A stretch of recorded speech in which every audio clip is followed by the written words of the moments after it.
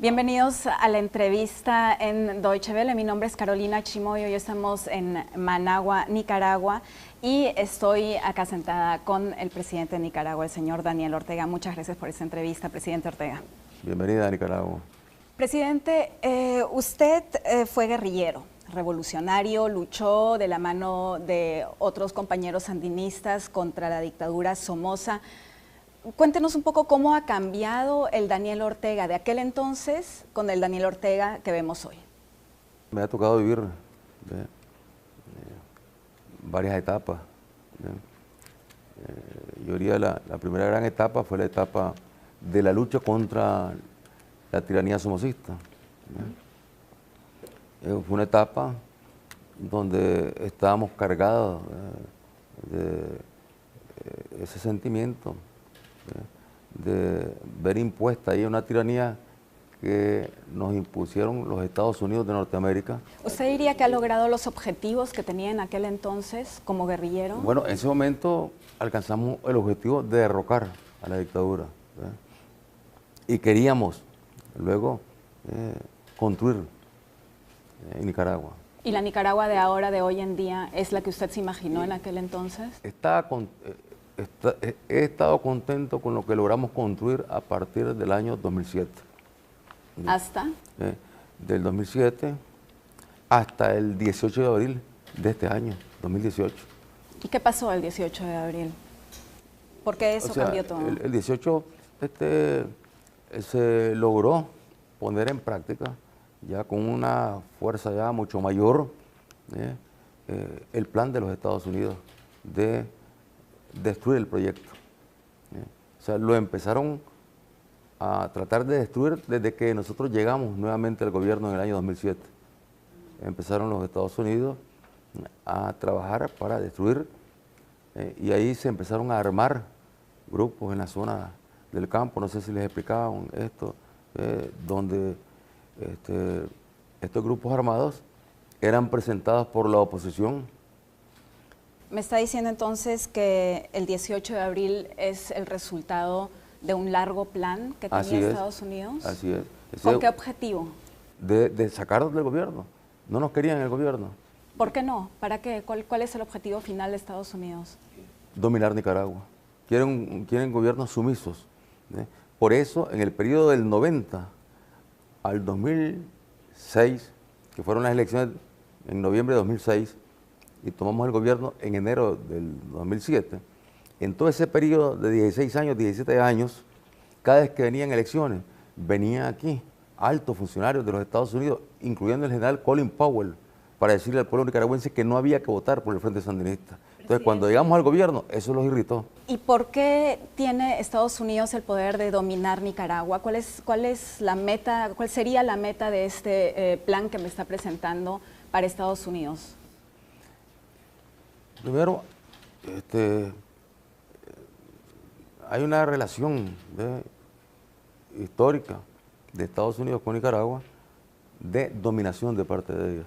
Precisamente estamos en el mes de la patria, y en este mes de septiembre... ¿Pero para qué la dominación? Ese es el punto que no entiendo. En este mes de septiembre, es cierto que conmemoramos la independencia, que fue una independencia tranquila, simplemente Centroamérica se independizó de forma pacífica, pero conmemoramos la derrota del expansionismo yanqui en Nicaragua. ¿Cómo llegaron? ¿Por qué llegaron? Llegaron atraídos por los políticos tradicionales que los llamaron. ¿Para qué? Para propiciar una ruta de tránsito por Nicaragua, y ahí esto nos trae la historia del canal.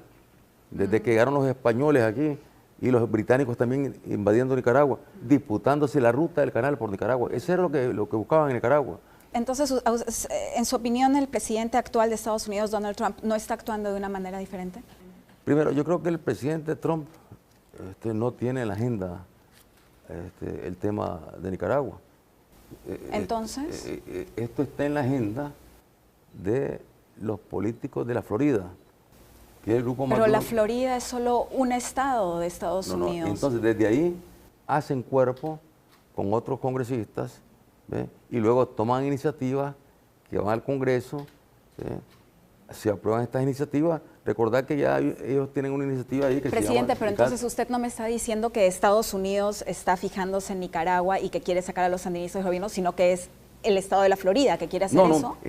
Mira, es el gobierno de los Estados Unidos, lógicamente, es el Estado norteamericano. Pero me acaba de decir que Donald Trump no tiene a Nicaragua en su agenda. Lo que te quiero decir es que la fuente de la raíz de donde esto cobra fuerza ha estado en la Florida. Hablando de Estados Unidos, hace muy poquito Nicaragua fue tema en el Consejo de Seguridad en las Naciones Unidas. El embajador estadounidense ante las Naciones Unidas dijo: hay que ponerle fin a la tiranía que se ve en Nicaragua, este conflicto desestabiliza la región. ¿Qué le responde al embajador a Nikki Haley? Bueno, que si ellos quieren contribuir a la paz, a la estabilidad en Nicaragua y en la región, sencillamente tienen que ser respetuosos de las decisiones que tomamos, en este caso los nicaragüenses, y no estar conspirando continuamente en contra de gobiernos que no son enemigos de los Estados Unidos, somos enemigos de someternos a las políticas de los Estados Unidos. Pero ¿cuál es la decisión que se ha tomado en Nicaragua contra la que está actuando ahora, en este caso, Nikki Haley, la embajadora estadounidense? Sencillamente, el hecho de que Nicaragua haya llegado de nuevo al gobierno del Frente Sandinista en el 2007, les decía, eso los irritó y los llevó a levantar esta campaña de muerte, porque del 2007 a abril del 2018, antes de esta nueva ofensiva, aquí tuvimos, mira, aquí tengo un total de 150 muertos, asesinados por estos grupos que presentaban como patriotas, grupos armados. Organizaciones de derechos humanos hablan incluso de más también, productores, 47 productores del campo, miembros del ejército, 32, policías voluntarios, Señor 27. Presidente, pero entonces... sí, 150 muertos. ¿Quiénes son los grupos armados? Grupos armados eran, digamos, gente que estuvo con la contrarrevolución y que cuando llega el frente al poder, entonces inmediatamente logra el apoyo. ¿Y usted dice que los que están en la manifestación son estos grupos también? No, es la continuidad de ese plan. Pero quienes se manifiestan no tienen armas. Claro que sí. ¿De dónde salen, por ejemplo, los 22 policías muertos y 350 policías heridos de bala? ¿De dónde salen? ¿Y de dónde salen los 370, incluso se habla de 400 muertos, entre ellos muchos estudiantes también durante las manifestaciones? Esa cifra está inflada primero. ¿Inflada por quiénes? ¿Por las organizaciones de derechos por las organizaciones humanos? que están interesadas, porque ahí hay una coincidencia entre los grupos de derechos humanos, que han sido grupos de oposición, que han avalado a estos grupos que venían ya matando campesinos, matando gente del ejército, matando policías, y que ahora inflan estos datos. Lo que tenemos realmente son 198 muertes. Presidente, y estamos ahí alejándonos un poco de las cifras que no llegan a un punto común, evidentemente, también lo hemos visto en otras entrevistas. Son muchas personas las que han fallecido en muy poco tiempo y en parte de manera brutal. ¿Qué puede hacer usted para asegurar que eso ya no va a suceder en su país? Esto sucedió porque ellos provocaron las muertes. ¿Qué puede hacer usted para asegurar que esto no va a suceder en su país? Bueno, lo que te puedo decir es lo siguiente. Aquí pasamos 11 años donde habían protestas, habían manifestaciones y no hubo un solo muerto. En cambio, cada vez que habían actividades del Frente Sandinista y la más impactante fue un 19 de julio, ya por la noche, cuando regresaban en buses las familias a sus comunidades, fueron atacados por estos grupos. Y ahí tuvimos muertos, incluyendo niños, y ahí no hubo comunidad internacional que se conmoviera. Señor presidente, en este país, en Nicaragua, ¿existe la persecución de personas que son críticas al gobierno actual? Del todo, del todo. ¿Existe la persecución no existe de personas? Ninguna persecución.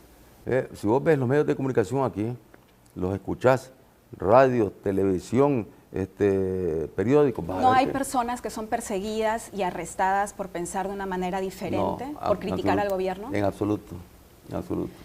A nosotros nos llegó la información del señor Carlos Brenes, quien usted conoce. Ambos fueron sandinistas, incluso combatieron juntos, ¿correcto? Así es. Bueno, resulta que el señor Carlos Brenes probablemente conoce lo que sucedió. Estaba camino a Costa Rica y lo arrestaron en la frontera. Ahora resulta que la hija del señor Brenes es ciudadana alemana y ha venido a buscar a su padre porque no se sabe dónde está arrestado. Todo el mundo sabe dónde está. ¿Dónde está? Está en la auxilio judicial, se llama. ¿Y por qué está arrestado? ¿Por qué iba huyendo a Costa Rica? ¿Iba a visitar a su hijo? No, él iba huyendo a Costa Rica. Iba huyendo, ¿por qué? Porque nosotros tenemos una situación desde el año 1990 que dejamos el gobierno porque perdimos las elecciones. Entonces hay un grupo... A propósito, en 1990 fueron adelantadas las elecciones, ¿correcto? No, realmente fueron en el año que correspondía. Pero fueron adelantadas. Fue una decisión. De noviembre a febrero. Fue una decisión muy personal mía, adelantar las elecciones. ¿Y por qué no las adelanta ahora? Unos meses. La situación que tenemos ahora no tiene nada que ver con la que teníamos en aquel momento, donde teníamos una guerra y había que apurarse. ¿Para qué? Para que se desarmaran todas las fuerzas de la contrarrevolución. ¿Pero no cree que ahora también habría que evitar más muertes y quizás preguntarle al pueblo si aún lo apoya usted como presidente o no? Es que aquí lo que ha sucedido en estos momentos es un intento de golpe de Estado. Entonces, ¿quiénes son los golpistas? Los golpistas son las fuerzas alimentadas, financiadas por los Estados Unidos de Norteamérica y que han estado haciendo oposición. ¿Quiénes son en concreto acá en Nicaragua? ¿Quiénes son? ¿Qué organizaciones? ¿Qué caras tienen? ¿Quiénes son? Son conocidos. Son bien conocidos. Los golpistas son los que se lanzaron a atacar con armas a la policía, a las alcaldías, a incendiar, a destruir el país, a buscar cómo destruir la economía. ¿Y quiénes son los golpistas? ¿Qué parte de la sociedad son? Es un segmento donde se combinan partidos políticos de derecha con ONG. Esa combinación. Partidos políticos de derecha con ONG. ¿Los estudiantes también son golpistas? Son parte, lógicamente. ¿La Iglesia Católica también es golpista? Hay altos jerarcas de la Iglesia Católica que claramente pues tienen una posición golpista. Entonces, hay una combinación. Si son altos representantes de la Iglesia Católica, está diciendo indirectamente que también parte de lo que es el sistema católico y el Papa Francisco, que incluso dio esa llamada, ¿son parte de todo este golpe? No, el Papa no tiene nada que ver con esto que está pasando en Nicaragua. Okay. Pero los obispos sí. Mira, hay que conocer un poquito la historia de Nicaragua. Yo crecí de una familia católica. Claro, la religión acá es muy, muy importante, está muy arraigada en la sociedad. Y desgraciadamente sí, ya de muchacho, no le guardé respeto a los obispos, porque todos eran servidores de Somoza. Presidente Ortega, ¿y los obispos ahora entonces a quién obedecen? Los obispos acá en Nicaragua. Yo diría que ahí tenemos obispos que están realmente interesados en que se busque la paz en Nicaragua. Obispos que están comprometidos. ¿Qué pasa con el obispo auxiliar Báez, por ejemplo, con quien también tuvimos Hay otros obispos que son comprometidos con el golpismo, totalmente abiertamente comprometidos con entonces, el golpismo. No pueden, pero entonces los obispos y la Iglesia Católica no pueden mediar en un diálogo. No puede, que cuando tenés una conferencia episcopal, donde tenés un grupo de obispos que abiertamente lo dicen, que están a favor del golpe, entonces eso contamina a la conferencia episcopal como institución. Entonces, ¿quién puede mediar en un potencial diálogo? Aquí el diálogo más importante es que se está realizando ya en la comunidad, en el barrio, entre la población, porque el problema es que pero situaciones en un diálogo como esta de paz, señor contaminan. presidente, uno se sienta en una mesa redonda y empieza a negociar. ¿Ve la oportunidad de reiniciar el diálogo de paz aquí en Nicaragua? Se hizo un intento, ¿Y no se va a volver a intentar? Sencillamente no funcionó porque primero era televisado. ¿Y no se va a volver a intentar? Estamos trabajando este diálogo desde la base. ¿Cuáles son los siguientes pasos ahora para Nicaragua? Bueno, seguir trabajando por la paz. Eso estamos haciendo, trabajando por la paz. Que no que no tengamos más muertos, es lo más importante. ¿Y eso no empieza por un diálogo? Estamos en el diálogo. Estamos en el diálogo hablando, ¿quiénes?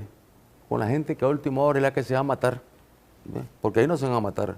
¿Cuál es la forma de este diálogo en el que está? Lo hemos practicado aquí ya en los años no es 90. una mesa redonda con todos los partidos negociándolo. En el barrio, la comunidad, la gente que se confrontó, ¿ve? Que pueda conversar, porque ahí queda polarizada la gente. Pero no va a haber un diálogo con las partes sentadas en una mesa redonda con alguien como mediador. No, estamos trabajando desde la base. Usted había dicho en una entrevista que las Naciones Unidas incluso podrían ser mediadores en un diálogo. Sí, cuando estábamos... ¿Lo ve así todavía? Cuando estábamos todavía pues, con la mediación de la Conferencia Episcopal, pues se nos ocurría que podíamos buscar asesoría, algo así, para ellos, porque los mismos obispos decían que tenían dificultades para poder manejar el diálogo. ¿Y por qué después de pensar en las Naciones Unidas como mediador para el diálogo, expulsa al Alto Comisionado de Derechos Humanos de las Naciones Unidas? No se le ha expulsado. ¿No fue expulsado? No, leí la nota que se publicó, no se le ha expulsado. Se le recibió en la Cancillería y se le comunicó que ya el trabajo para el cual se les había llamado ya había concluido y que por lo tanto pues cesaba su trabajo. Porque él está aquí a invitación del gobierno de Nicaragua.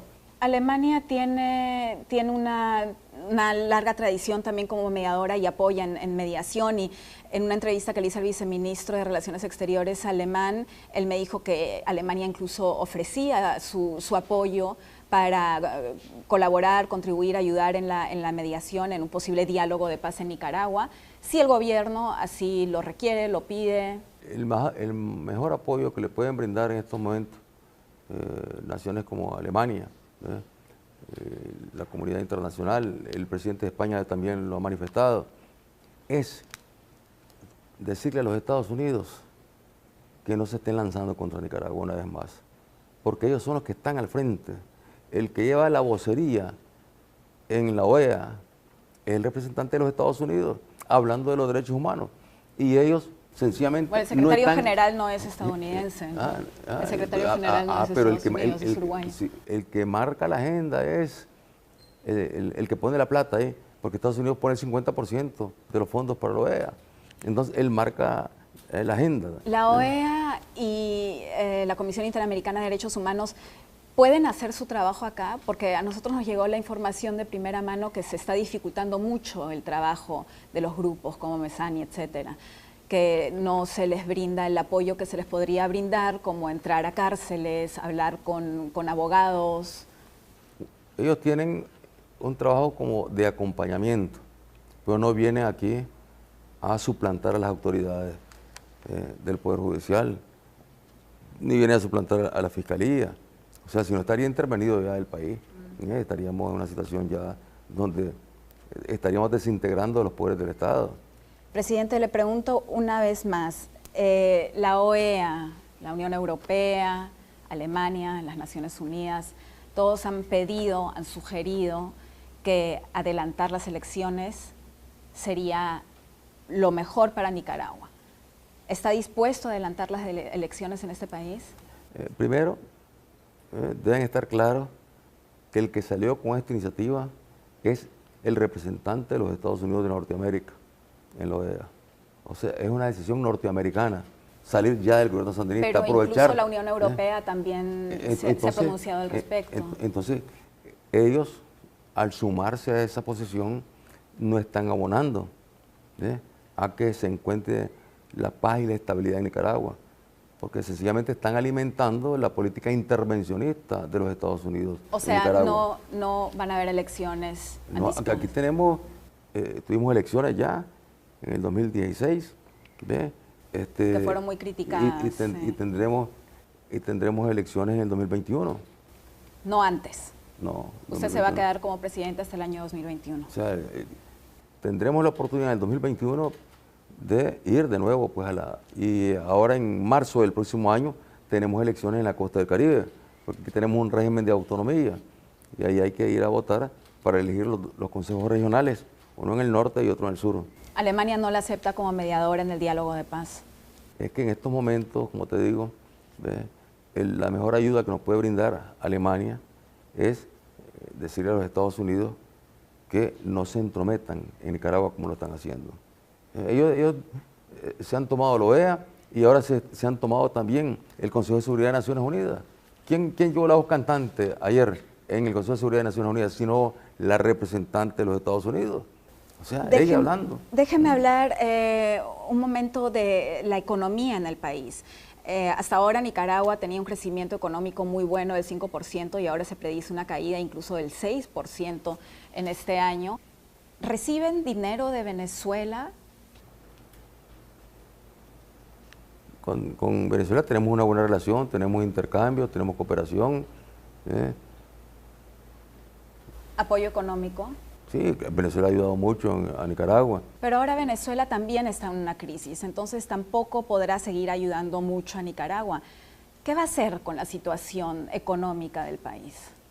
Bueno, la estamos asumiendo, la tenemos que asumir. No podemos estar dependiendo eternamente de la cooperación que nos brindan la comunidad internacional. ¿Quiénes cooperan con usted en la comunidad internacional? Bueno, Venezuela, como decía, siempre coopera. ¿Quién más? Tenemos relaciones con todos los países en el mundo. Con unos tenemos intercambios más, otros con otros intercambios menor. Tenemos fondos de parte de los organismos internacionales, lo que nos ha permitido también avanzar. Es decir, la cooperación venezolana se ha mantenido aún en estas condiciones difíciles, pues Venezuela lo que ha podido y nosotros también colocando algunos productos allá en Venezuela. Ahora que se quiebre la economía, que se está quebrando la economía, ¿teme perder aún más el apoyo en la población nicaragüense? El pueblo está claro. ¿Quiénes atentaron contra la economía? El pueblo está claro. No ha sido el gobierno. Los que atentaron contra la economía son los golpistas, que tuvieron de rehén, tuvieron al pueblo totalmente encerrado, encarcelado durante casi 90 días. Señor presidente, ¿cuál es su objetivo para este país? El objetivo es, bueno, seguir trabajando y recuperando la economía, partiendo de lo que son nuestras propias fuerzas. O sea, nosotros tenemos una actividad agropecuaria. ¿Podría Nicaragua, bajo las circunstancias dadas que acabamos de hablar, sociopolíticas y económicas, llegar en algún momento al estado en el que se encuentra ahora mismo Venezuela? Nosotros estamos luchando, como Venezuela lo está haciendo, por recuperar la economía. Pero Venezuela no le está saliendo muy bien el plan. Y en el caso de Nicaragua, también estamos luchando para recuperar la economía. ¿Uno se puede enamorar del poder?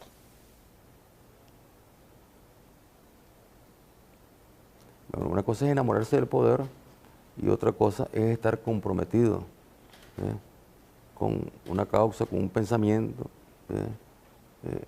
que lo lleva a uno a seguir librando la batalla aun cuando no estás en el poder. O sea, nosotros dejamos el gobierno en el año, el 25 de abril del año 1990 y pasamos 17 años ahí luchando, yendo a elecciones. Nunca se nos ocurrió provocar un golpe de Estado, nunca se nos ocurrió. Pero, como oposición ir a provocar un golpe de Estado. Ya no estamos en la Guerra Fría. Estamos en la guerra caliente. Y en la guerra caliente todavía existe el bloque Estados Unidos y países que no son amistosos con Estados Unidos. ¿Existe ese bloque en la guerra caliente? Aquí en la guerra caliente lo que tenés son los países en vías de desarrollo siempre, víctimas de las políticas hegemonistas. ¿Quién destruyó toda esa zona de seguridad que existía ahí en el Magreb? ¿Quién la destruyó? ¿Y quién provocó esta enorme oleada de inmigrantes que tiene ahogada Europa?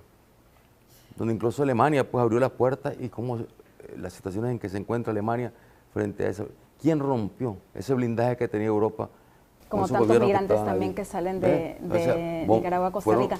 Fueron los golpes de Estado. Señor presidente, ¿por qué estuvo tantos años sin dar una entrevista? Bueno, me parece que como hay que dedicarle más tiempo aquí a estar hablando con la población, a estar hablando con la gente, viendo las tareas del día. Pero ahora sí empezaba a dar varias entrevistas. ¿Por qué? Por la situación que se volvió un tema internacional. Sabíamos que Estados Unidos iba a buscar cómo hegemonizar contra Nicaragua esta situación para buscar cómo salir del gobierno nicaragüense. Y lo estamos viendo, pues. Estados Unidos al frente de la batalla en la OEA, dictándole la agenda a la OEA, y Estados Unidos al frente del Consejo de Seguridad dictando la agenda también. Pero todavía no me ha terminado de decir con qué interés Estados Unidos dicta la agenda. Con el interés de sacar al frente del gobierno. ¿Por qué? Porque representamos un pueblo pequeño que se le ha revelado históricamente a un gigante. Y ese ejemplo para ellos es inadmisible. Señor presidente, gracias por esta entrevista. Bien.